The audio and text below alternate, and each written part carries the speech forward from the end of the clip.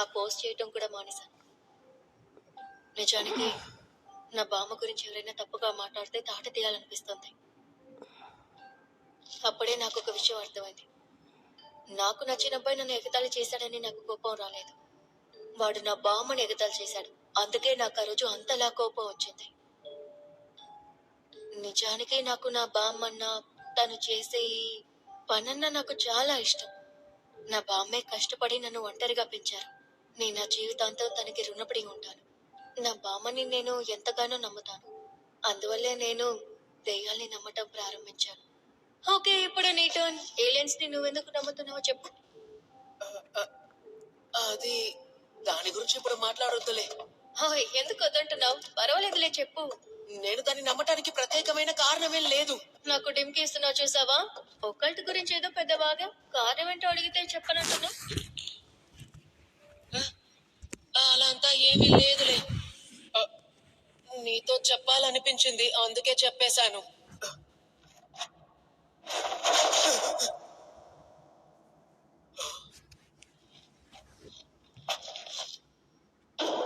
నా ముదురు మామిడికాయలు నీకిస్తేనే ముళ్ళకాయని నాకిస్తావా?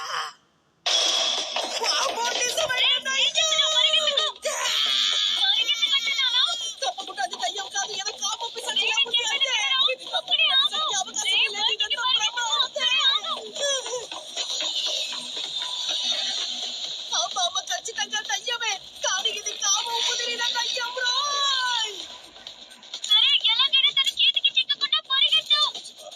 ఒకవేళ నువ్వు కనుక తనకి చిక్కితే తను నిన్ను శపిస్తుంది.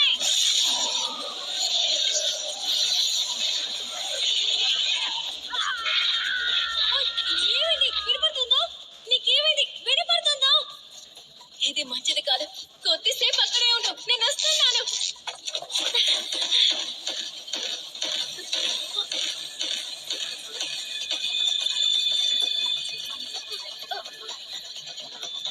మీరెవర్రా?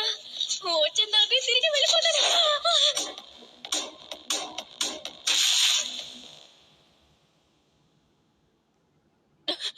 ఎలా ఉన్నావు అమ్మాయి? మేము సెర్పాయన్స్. మేము సెర్పోరా అనే గ్రహం నుంచి వచ్చాం. మీరు ఏలియన్సా? దిగులు పడకు, మేము మనుషులతో చాలా ఫ్రెండ్లీగా ఉంటాం. మీ ఊర్లో ఫ్రెండ్లీగా ఇలాగే ఉంటారా? నా బట్టల్ని విప్పదీసి ఇలాగే కూర్చోబెడతారా? నువ్వేం దిగులు పడకు, నీ వస్తువులు జాగ్రత్తగా ఉన్నాయి. మర్యాదగా చించేదానికి డబ్బులు ఇవ్వరా? నేను ఇంటికి వెళ్ళాలి. వెంటనే నా కట్లని విప్పండి. మా జాతిలో మగవాళ్లు మాత్రమే ఉంటారు. క్లోన్ టెక్నాలజీతో మా గ్రహంలో పునరుత్పత్తి చేస్తాం.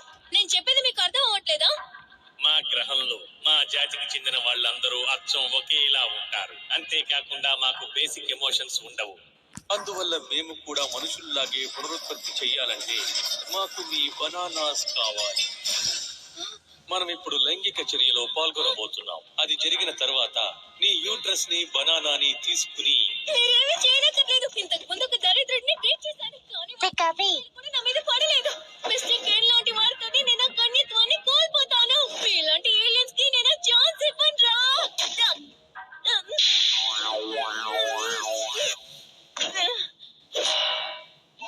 నీలో కోరికలు రేకెత్తించడానికి సైనోకైనసిస్ ని వాడి బ్రెయిన్ ని కంట్రోల్ చేస్తాం. ఇప్పుడు ఎలా ఉంది? నీ శరీరంలో వేడి పెరిగిందా?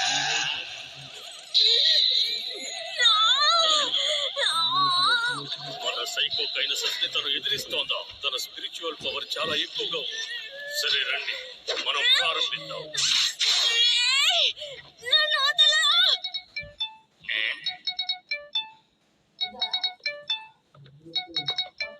ఎవరో కాల్ చేస్తున్నారు. ఈ మనుషులు ఎప్పుడు తప్పుడు సమయంలో కాల్ చేస్తారు.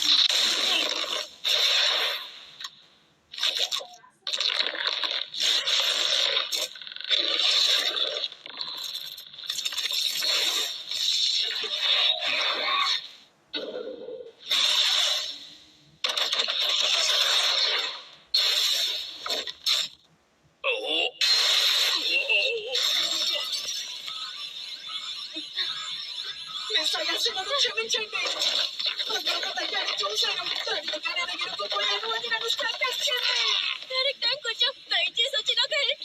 ముందు మీరెవరు? మీరెవరో చెప్పండి. సెల్ ఫోన్ లోంచి మీరు బయటికి ఎలా వచ్చారు? ఇలాంటి టెక్నాలజీ మా దగ్గర కూడా లేదు.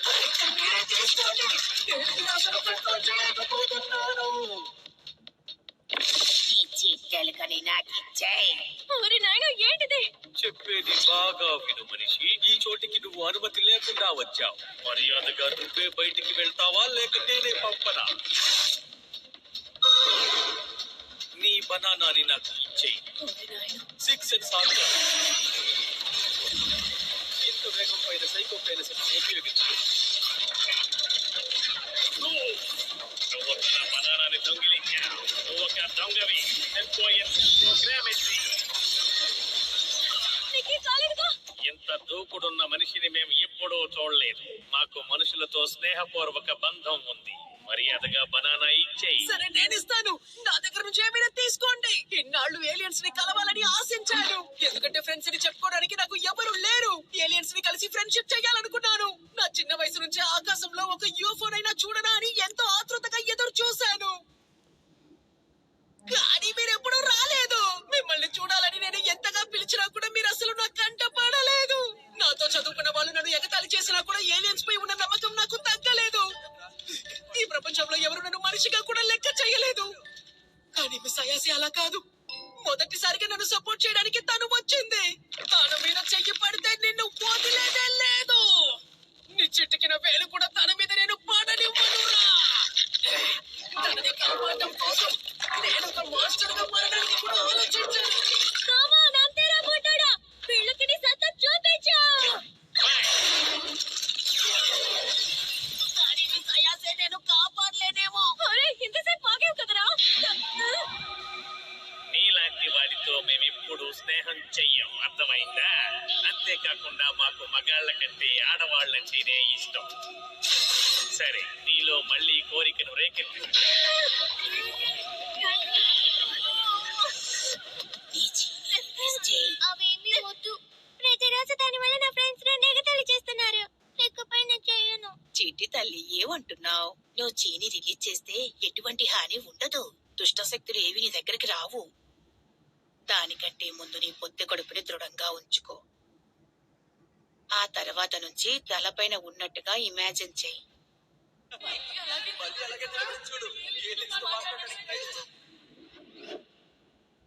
కుదరదు, నేను ఇక చేయను. మోమో ఎక్కడికి వెళ్తున్నావు? ఆగు. నేను మిమ్మల్ని ద్వేషిస్తున్నాను. నాకు మీరు నచ్చలేదు. ఆ రోజు జరిగిన విషయాలెందుకు నాకు ఈ రోజు గుర్తుకొస్తున్నాయి. నన్ను క్షమించండి బామ్మ. ఆ రోజు నేను అలా ప్రవర్తించిన దానికి చాలా బాధపడుతున్నాను. నీ పొత్తె కడుపుని బాగా దృఢంగా ఉంచుకో.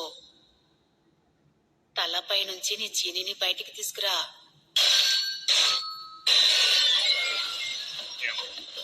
కానీ ఎలా? ఏంటి అయాసే గారు, మీలో సైకిక్ పవర్స్ కూడా ఉన్నాయా? ఆ విషయం గురించి నాకు ఇప్పుడు తెలిసింది. నమ్మలేకపోతున్నాను. నా సైకోకైనసిస్ పవర్ ని ఎదుర్కొంటోంది. ఇది ఎలా సాధ్యం? ఒకవేళ మేము తన బ్రెయిన్ ని ఓవర్ స్టిమ్యులేట్ చేయడం వల్ల తన చక్ర పవర్స్ యాక్టివేట్ అయ్యాయేమో. అయితే ఇదంతా నిజమేనా? నా బామ్మ ఒక రియల్ స్పిరిట్ మీడియం. చాలా థ్యాంక్స్ బామ్మ. ఇప్పుడు ఈ వెధవల సంగతి చూస్తాను. మళ్ళీ ఇక్కడికి రాకండి.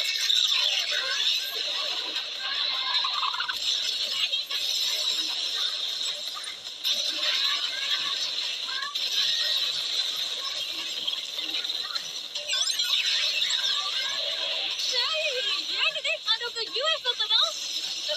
రే బుడ్డడా, నీకేం కాలేదుగా? ఫ్లైట్ నుంచి వెళ్ళిపోదాం.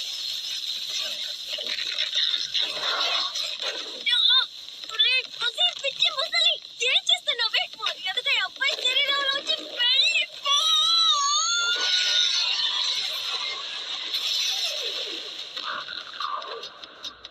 ముసల్దానా, నువ్వెవరికో మర్యాదగా చెప్పు.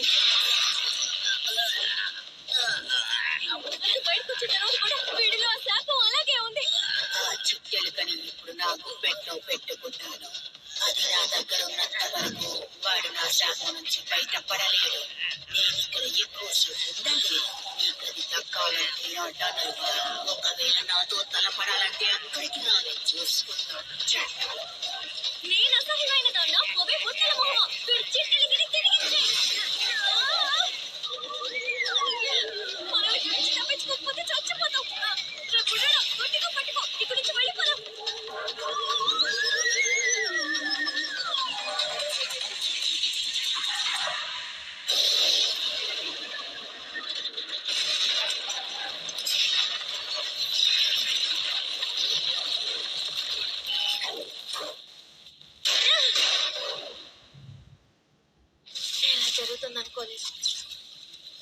చేసిన పనికి ఇకపై ఏలియన్స్ లేవని నమ్మకుండా ఉండలే.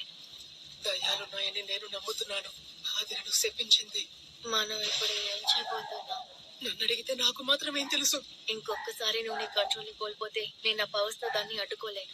నన్ను క్షమించు. నా యూనిఫామ్, నా వాలెట్, నా ఫోన్ అన్నిటినీ పోగొట్టుకున్నాను.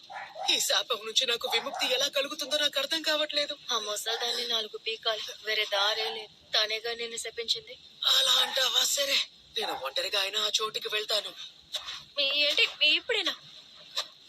మిస్ అయాసే, మీరు ఇంటికి వెళ్ళినప్పుడు నా డ్రెస్ వేసుకెళ్ళండి. అయితే నువ్వు కూడా నన్ను అలాగే చేస్తున్నావా? ఇక్కడ జరిగిన అన్నిటికీ ఆ, నేను మాత్రమే బాధ్యుణ్ణి. ఇకపై మీకు దీనికి ఎటువంటి సంబంధం లేదు. ఎలాగైనా సరే నేనే ఆ టనల్లోకి వెళ్లి జరిగిన విషయాలన్నిటినీ మార్చాలి. పర్వాలేదు, నేను కూడా వస్తాను. నన్ను తీసుకువెళ్ళు.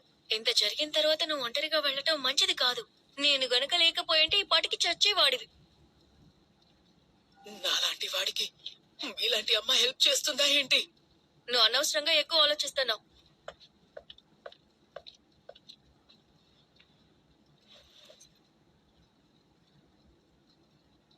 ఇదిగో, నువ్వే వేసుకో. వెళ్దామా? నన్ను క్షమించండి, నేను కాస్త విచిత్రమైన వాడినే. దయచేసి మీరు ఈ డ్రెస్ ని వేసుకోండి. మిమ్మల్ని ఈ పోజ్ లో చూస్తూ నేను మాట్లాడలేను. నా గుండె ఎందుకు ఇంతలా కొట్టుకుంటోంది? ఛాన్స్ లేదు. మిస్టర్ కెంట్ అక్క కూడా చెప్పి అదే మాటల్ని వీడు కూడా ఇప్పుడు చెప్పాడు. అయ్యో, నేనేం చేస్తున్నాను? కంట్రోల్. సరే కానీ నీ పేరేంటో చెప్పు. నువ్వు చెప్పినప్పుడు నేను సరిగ్గా వినలేదు. పేరు తెలీదా? నా పేరు కెంట్ అక్కకూర.